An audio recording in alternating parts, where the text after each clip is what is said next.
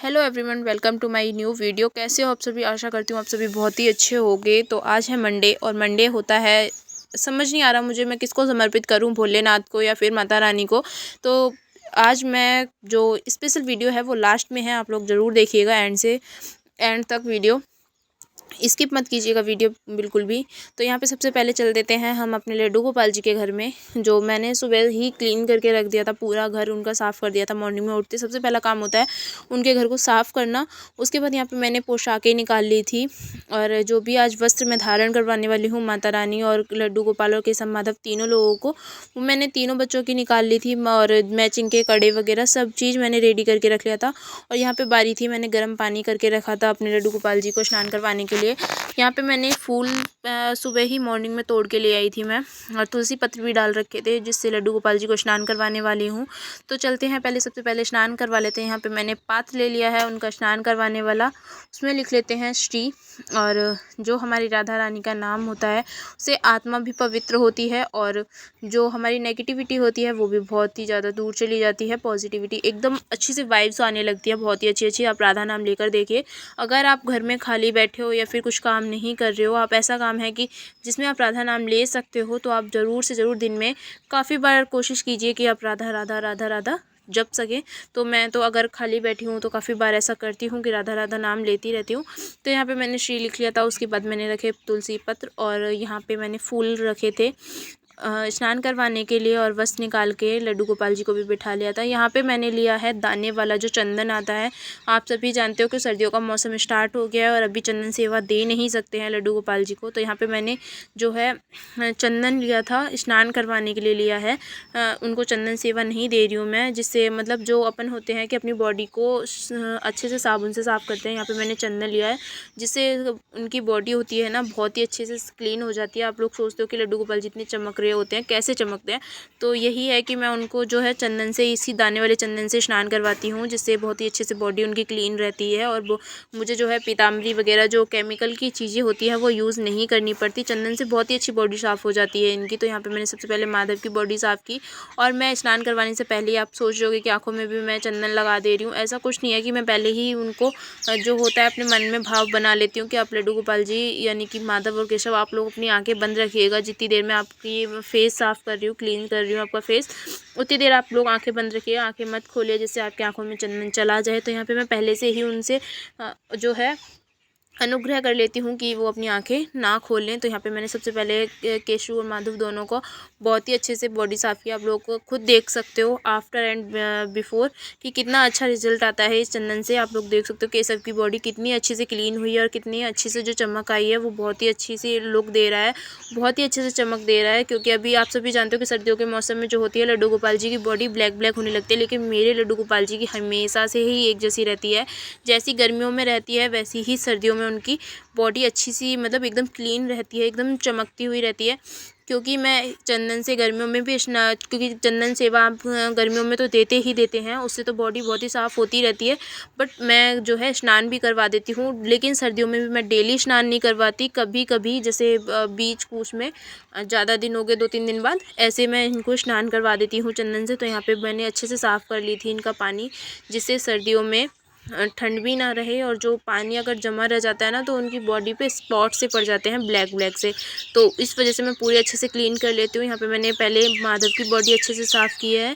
अब मैं थोड़ी देर केशव को तो थोड़ी देर बिठाऊंगी, क्योंकि जो मैं दोनों बच्चों को एक साथ कपड़े नहीं पहना सकती, मैं क्या कोई भी नहीं पहना सकता। इसलिए पहले मैं माधु को रेडी कर देती हूँ, जिससे माधु कल लुक मैं आप लोगों को दिखा देती हूँ कितने अच्छे लगने वाले हैं दोनों भाई रेडी होने के बाद। सबसे पहले मैंने निकर पहनाया था अपने माधव को, और ना दोनों की एक ही चीज़ हो रही थी, मैं बार बार इनका फेस कर रही थी कैमरे की साइड में, और कैमरे की साइड में वो कर ही नहीं रहे थे, अपने आप ही फेस ऐसा लग रहा था वो कैमरे की साइड देखना ही नहीं चाह रहे हैं। आप लोग खुद देख सकते हो ये चीज़। और यहाँ पे मैंने इनर निकाली थी, और ये वैसे इनर नहीं है, जंप सूट का ऊपर का सूट है। क्योंकि ठंड का मौसम चल रहा है और मैंने जो कपड़े निकाले हैं वो थोड़े हल्के से भी हैं, इसलिए मैंने इनर डाली है अंदर, जिससे ठंड ना लगे। तो अब जाके केशव ने, माधव ने जो थोड़ा सा था वो कैमरे की साइड देखा था, रेडी हो रहे थे तब। क्योंकि मुझे ऐसा लग रहा है ना कि वो उन्होंने जब वस्त्र धारण नहीं कर रही थी, इसलिए वो कैमरे की साइड देखना ही नहीं चाह रहे थे। तो यहाँ पे मैंने सबसे पहले रेडी किया माधव को, और माधव के बाद भी रेडी हो जाएंगे हमारे केशु भी। हाँ, तो मैं फाइनल लुक आप लोगों को दिखा देती हूँ कि किस तरीके से जो है रेडी होंगे, और बहुत ही प्यारे से लुक निकल के आएगा। और हाँ, मैं बता रही थी आप लोगों को, ये काले कभी भी नहीं पड़ते हैं, एक टाइम पे ज़रूर काले पड़ जाते हैं, इतने ज़्यादा काले, और वो भी गुस्से में। दुनिया गुस्से में लाल मुँह करती है, हमारे माधव और केशु हैं वो ब्लैक ब्लैक हो जाते हैं बहुत ही ज़्यादा। मैं अलग ही पहचान सकती हूँ कि ये गुस्से में है। जिस दिन ये खुश होंगे उस दिन अलग ही लुक आएगा, अलग ही चमक होती है इनके दोनों के चेहरों पे। दोनों के क्या, हमारी लाडो रानी के चेहरे पे भी चमक अलग ही होती है। और ये वाली माला मैं जो लेके आई थी उस टाइम पे मुझे बहुत ही अच्छी लगी थी, बट मैंने अब डेली यूज़ में निकाल दिया, डेली मैं वियर करवा देती हूँ इन्हें। मुझे अब बहुत ही कम अच्छी लगती है कि फंक्शन वगैरह पे नहीं, मुझे अच्छी नहीं लग रही थी, इसलिए मैं डेली यूज़ में निकाल ले रही हूँ। इतनी ख़राब भी नहीं लग रही है, बट डेली वियर में बहुत ही अच्छी है। ये कड़े थे जो मैंने अपने हाथों से ही बनाए हैं। जितनी नज़रिए ज़्यादातर पहनते हैं अभी, वो मेरे हाथों की ही बनी पहनते हैं, मुझे बहुत ही अच्छी भी लगती हैं। तो डायरेक्ट आप लोगों को फाइनल लुक दिखा देती हूँ केशु का भी, कितने अच्छे लग रहे थे। और ये तुलसी माला तो इनके पास रहती है, काफ़ी टाइप्स की हैं तुलसी और बैजंती माला, दोनों मिक्स भी हैं और अलग अलग भी हैं। मैं हमेशा कभी कभी चेंज कर देती हूँ, कभी कोई सी ऐसे देती रहती हूँ, तो मुझे अच्छे लगे थे। यहाँ पे रेडी कर देते हैं हमारी लाडो रानी को भी, आप लोग देख सकते हो कितनी प्यारी लग रही है लाडो रानी रेडी होने के बाद। और अब बारी है हमारे महादेव जी की स्नान करने की, तो इनको भी मैं डेली चंदन सेवा देती हूँ। और चंदन सेवा, अब मैं चंदन सेवा जो कल की दी हुई थी वो हटा रही थी, उन्हें नहलाया, नहलाने के बाद दोबारा से मैं इनको चंदन सेवा दूंगी। यहाँ पे मैंने चंदन अपने हथेली पे जो दाने वाला चंदन था वही मैंने यूज़ किया है वापस से इनको चंदन सेवा देने के लिए। लोग देख सकते हो मैं बहुत ही अच्छा श्रृंगार करने वाली हूँ अपने लड्डू गोपाल जी का, वो महादेव जी का। यहाँ पे मैंने चंदन सेवा दे दी है। और आप लोग को ना मतलब जो आप जानना चाहते हैं कि महादेव में ही उनका पूरी फैमिली होती है, तो आप सबसे पहले अपने गणेश जी को, फिर कार्तिकेय और अशोक सुंदरी और माता पार्वती और फिर भोलेनाथ को आप तिलक कीजिए। यहाँ पे मैंने नाग देवता का भी तिलक किया था। यहाँ पे जो है मैंने ये चंदन हटाया था अपने हाथ से। वो मेरे से ऐसा नहीं होता कि मैं किसी भी कपड़े से पोंछ दूँ, फिर मैं इस पानी को कुएं में डाल देती हूँ या फिर फूलों में लगा देती हूँ। तो अभी फ़िलहाल मैं ज़्यादातर कुएं में ही डाल रही हूँ। यहाँ पे माता रानी को भी मैंने स्नान करवा दिया है, आप लोग देख सकते हो माता रानी का भी फाइनल लुक कितना अच्छा है। कपड़े हैं जो ये मोल के हैं, मतलब दुकान से ख़रीदे हुए ही हैं। और यहाँ पे चुनरी थी वो मैंने घर पे बनाई हुई थी घर की, तो वही उड़ा ली थी, क्योंकि मोल वाले जो कपड़े आते हैं दुकानों से वहाँ पे चुनरी नहीं मिलती है गर्म वाली, तो यहाँ पे मैं ले लिया था। यहाँ पे मैंने सब चीज़ रेडी कर ली थी। आज मैं करने वाली हूँ सोमवार के दिन, मैं डेली ही सप्ते में एक दिन सोमवार वाले दिन मैं माता रानी को जो है वो अग्यारी करती हूँ। यहाँ पे मैंने अग्यारी रेडी कर ली थी, सामग्री और सुपारी, लौंग और जायफल वगैरह जितनी भी चीज़ें माता रानी को चढ़ती हैं वो मैं चढ़ाने वाली हूँ। उसके बाद फिर मैंने सबसे पहले दीपक प्रज्वलित किया, धूप दी माता रानी को, भोले बाबा को, लड्डू गोपाल जी को और अपनी राधा रानी को, सबको मैंने धूप दी थी। आप लोगों को दिखा देती हूँ माता रानी का फाइनल लुक आप लोगों को कैसा लगा वो भी आप लोग कमेंट में बता देना। मुझे तो बहुत ही प्यारी लगती हैं, और जब खुद की चीज़ होती है तो वो हमेशा खुद को प्यारी ही लगती है। तो यहाँ पे मैंने सब बच्चों को भी, तीनों को धूप दे दी थी, और माता रानी को भी दी थी और भोले बाबा को भी दी थी। उसके बाद फिर मैंने एक एक करके जो सबसे पहले अग्यारी थी वो उसमें अग्नि प्रज्वलित की थी, आप लोग देख सकते हो। मैं कोशिश कर रही थी कि जो धूप उससे डायरेक्ट जला लूँ, बट ऐसा नहीं हुआ, माता रानी की मर्ज़ी नहीं थी, इसलिए मैंने फिर माचिस से ही उसको अग्नि को जलाया।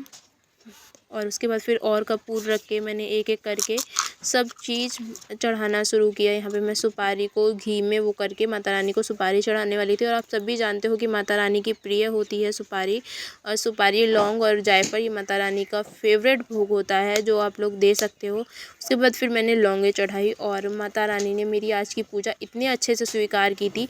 आप लोग जानना चाहते हो कि माता रानी आपकी पूजा स्वीकार कर रही हैं या नहीं, तो वो आप ऐसे पता कर सकते हो, अगर आप अग्यारी करके उसमें लौंग चढ़ा रहे हो, अगर वो लौंग आपकी चटकती है तो माता रानी ने स्वीकार किया। और मेरी चारों लौंग चटकी थी, तो यानी कि मेरी माता रानी बहुत ही खुश होकर पूजा स्वीकार की थी मेरी। उसके बाद फिर मैंने जायफल चढ़ाया, लौंग चढ़ाई और सुपारी, बताशे, और फिर मैंने उसके बाद कपूर जलाया कि अच्छे से माता रानी जो है वो स्वीकार कर ले। यहाँ पे मैं बार बार जला रही थी कि माता रानी खुश होकर अच्छे से जितनी भी चीज़ें होती हैं हम चढ़ा रहे हैं वो अच्छे से माता रानी स्वीकार कर लो। यहाँ पे जायफल ना नीचे गिर गया था तो मैं उसको निकाल रही थी, मुझे डर लग रहा था कि हाथ ना जल जाए, बट माता रानी नहीं चाहती थी कि मेरा ऐसा कुछ भी हो, क्योंकि वो बहुत ही ज़्यादा खुश थी। उसके बाद फिर मैंने जायफल रखा, उसके बाद फिर मैंने सामग्री चढ़ाई। आप सामग्री 5 या 7 बार, और उसके बाद अपने पितरों की भी, आप जो आपके घर में औत वगैरह हैं देवता, आप उनकी भी अज्ञारी सामग्री चढ़ा सकते हैं। तो यहाँ पे मैंने वही किया है। यहाँ पे मैंने सामग्री चढ़ाई थी और अग्नि ऐसा लग रहा था मुझे ना बुझने सी लग गई है, बट नहीं, ऐसा नहीं था। बहुत ही अच्छे से खुश होकर माता रानी ने लिया था। आप लोगों को मैं दिखा भी दूंगी कि किस तरीके से माता रानी ने खुश होकर बहुत ही अच्छे से जो है अग्यारी को स्वीकार किया था। और मुझे डाउट भी था कहीं मैं गलत तो नहीं कर रही हूँ कि मैंने माता रानी ली हैं और फिर मैं ऐसे वीक में ऐसा कर रही हूँ, बट ऐसा नहीं है। हमें रिज़ल्ट तुरंत ही पता चल जाता है कि हमें खुश हैं या फिर हमें साथ कोई परेशानी हो रही है। ऐसी प्रॉब्लम कुछ भी नहीं हुई थी। आप लोग देख सकते हो माता रानी कितने खुश हो के जो है अग्यारी और सेवा को मेरी ग्रहण किया है। बहुत ही अच्छे से खुश होकर स्वीकार कर लिया था माता रानी ने। मैं माता रानी से कृपा करती हूँ कि घर में और जितनी भी फैमिली मेम्बर्स, मेरे से रिलेटेड जितने भी लोग हैं, वो बहुत ही अच्छे से खुश रहें। मेरी डेली की प्रार्थना यही होती है। और यहाँ पे उसके बाद फिर मैंने अपने केसु मधु और लाडो रानी की आरती की थी। और आरती में आप सबको पता है मैं एक ही करती हूँ, आरती कुंज बिहारी की। तो यहाँ पे पूजा हो चुकी थी कंप्लीट। इस तरीके से मैंने आज का सोमवार का दिन जो था पूजा समर्पित की थी भोले बाबा और माता रानी को। मिलेंगे नेक्स्ट वीडियो में। राधे।